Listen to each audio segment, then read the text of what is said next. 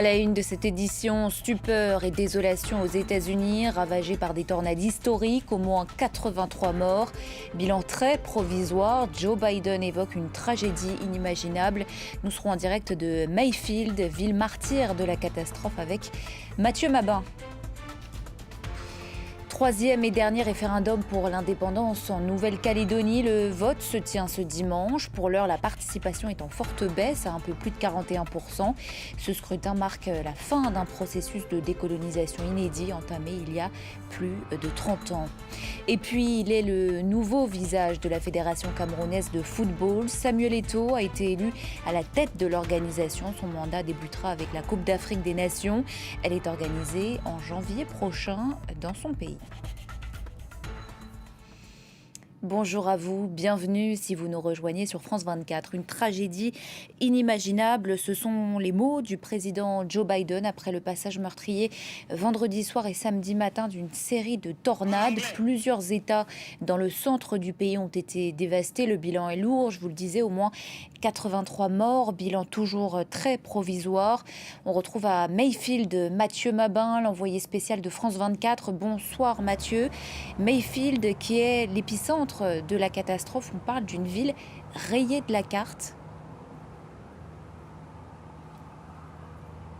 Oui, absolument, il n'y a pas d'autre mot. Il suffit d'avoir remonté l'axe central de cette ville de Mayfield, qui était une ville ordinaire dont finalement peu d'Américains avaient entendu parler jusqu'à ces dernières 24 heures. Et donc il suffit de remonter cette rue principale pour se rendre compte que effectivement la ville de Mayfield n'existera probablement plus jamais telle qu'elle était.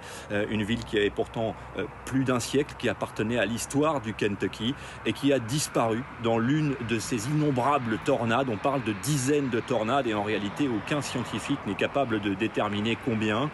On sait en revanche que la tornade qui s'est arrêtée sur Mayfield, et c'est ce qui a scellé son sort, est venue du nord des États-Unis et a parcouru près de 360 km pour s'arrêter sur cette ville de Mayfield, projetant parfois des débris de la ville, des véhicules jusqu'à 11 000 mètres d'altitude, ce qui est une distance absolument ahurissante puisque c'est tout simplement la distance à laquelle volent les avions de ligne.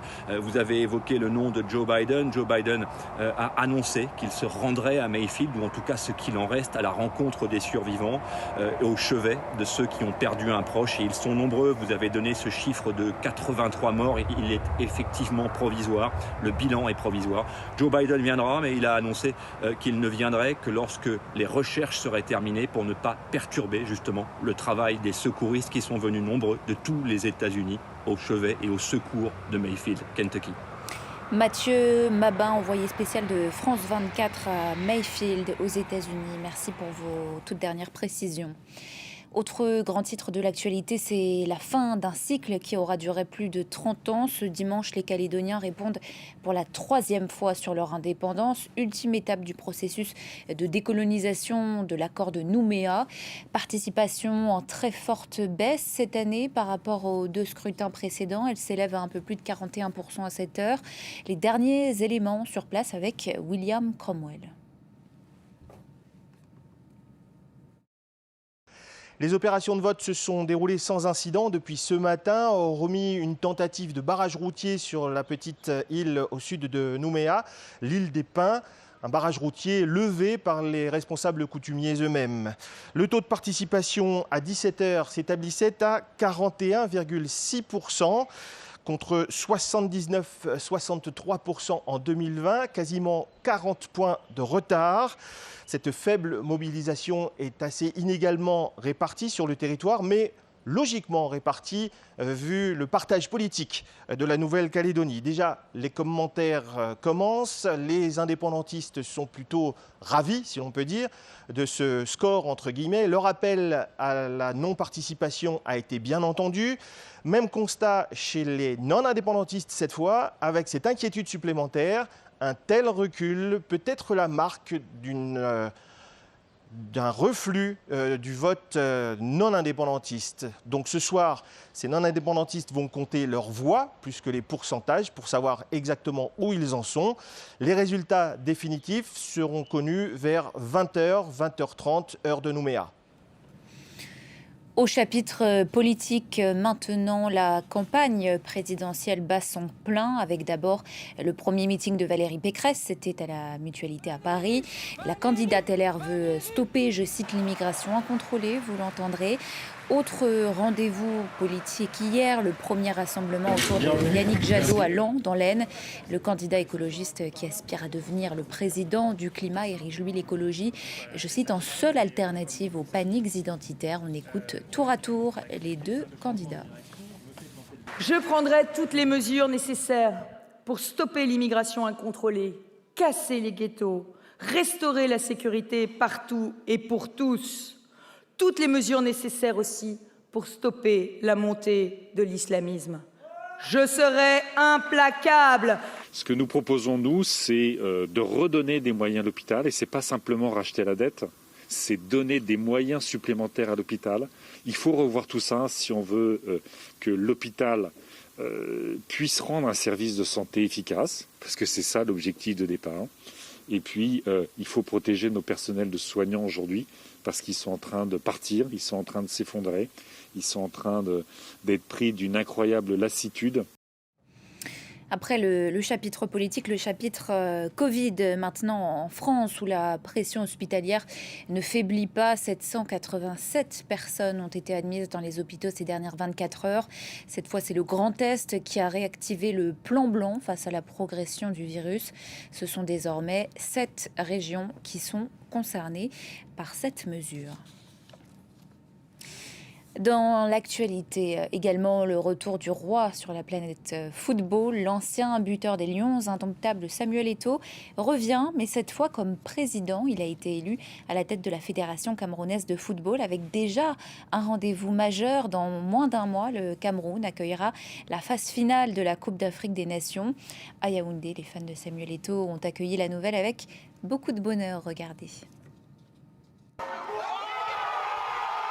La joie des soutiens de Samuel Eto'o à l'énoncé du verdict. Leur candidat est élu président de la Fédération camerounaise de football. Vainqueur avec 12 voix d'écart, Samuel Eto'o a battu Seydou Mbombo. Sa campagne avait reçu le soutien de plusieurs de ses anciens coéquipiers. Je pense que c'est une grosse satisfaction pour Samuel et pour tous les footballeurs en fait. Parce qu'aujourd'hui, on dit souvent que les footballeurs n'ont pas leur place dans l'administration. Samuel aujourd'hui gagne des élections. Je pense qu'aujourd'hui c'est comme si tous les footballeurs devenaient présidents de la fédération, d'une fédération. Révélé au Real Madrid avant de briller notamment au FC Barcelone et à l'Inter Milan, Samuel Eto'o est considéré comme l'un des meilleurs attaquants des années 2000. Il est à ce jour le buteur le plus prolifique des Lions indomptables, la sélection camerounaise.